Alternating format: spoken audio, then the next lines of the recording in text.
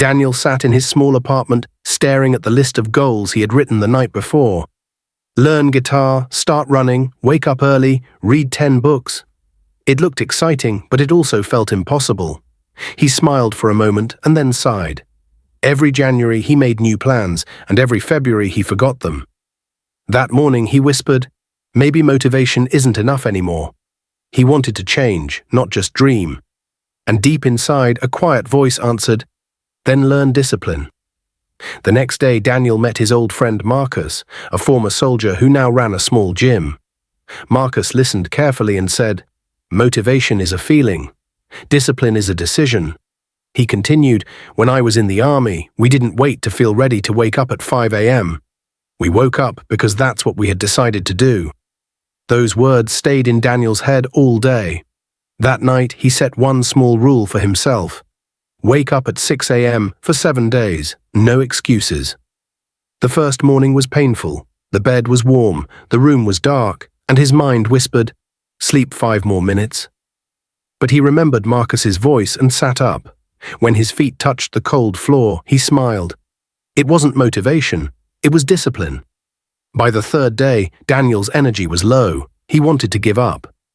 Every habit, he realized, has a wall, a moment when you want to stop.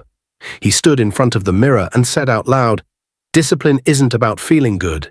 It's about doing what is right, even when it feels bad. So he made a deal with himself. Whenever he wanted to quit, he would still finish 5 more minutes. 5 minutes of practice, 5 minutes of reading, 5 minutes of effort.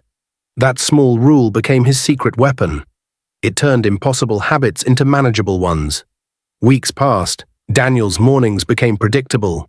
Wake up, stretch, run, shower, read. He stopped fighting the alarm clock. The routine became automatic and peaceful. One morning, as he jogged through the park, he realized something strange. He no longer needed motivation. His body moved on its own, like a machine programmed for growth. He thought, discipline isn't a cage, it's freedom. When you control your habits stop controlling you. That thought filled him with quiet pride. But discipline is never safe for long. Temptation always returns. One Friday night, his friends invited him out.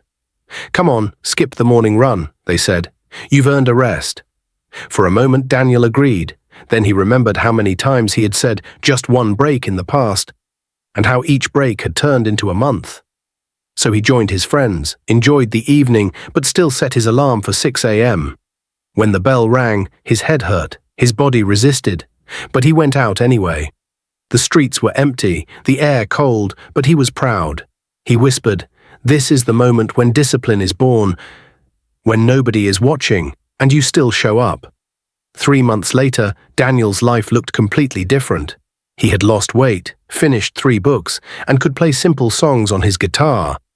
But the biggest change wasn't physical. It was in his mind. He no longer waited for the perfect mood or the perfect day. He simply followed his plan. People at work started noticing. How do you stay so consistent? They asked.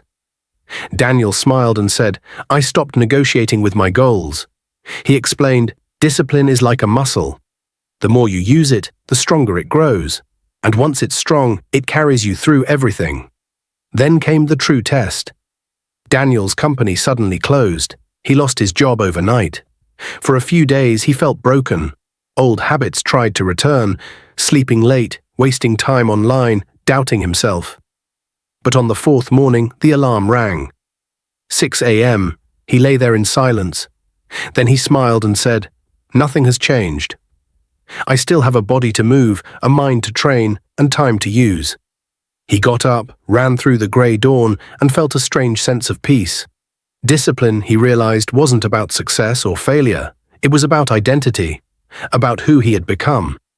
Months later, Daniel found a new job, one that he truly enjoyed. He began mentoring new employees, teaching them not just about work, but about consistency, focus, and discipline. One afternoon, a young intern complained, I keep waiting for the right moment to start. Daniel laughed softly. The right moment is always now. Discipline doesn't wait for feelings. Feelings follow discipline. He told the intern about his 7-day challenge, his 5-minute rule, and the cold mornings that changed his life. The intern listened carefully and said, "So you're saying discipline creates motivation?" Daniel nodded. "Exactly. Motivation starts the engine. Discipline keeps it running." On a quiet Sunday morning, Daniel sat with a cup of coffee, watching the sunrise. He thought about who he used to be, the dreamer who never finished anything, and who he was now, calm, reliable, focused. He wrote in his journal, "Discipline is the bridge between goals and results. Motivation fades, but habits stay. Every time I choose action over comfort, I win a small battle, and those small battles build a strong life." He closed the notebook, smiled, and got ready for his morning run. Not because he had to, but because he couldn't imagine living any other way. Discipline is not about punishment, it's about respect. Respect for your own time, your goals, and your potential. It doesn't make life harder, it makes life simpler because every decision is already made. You just follow your plan.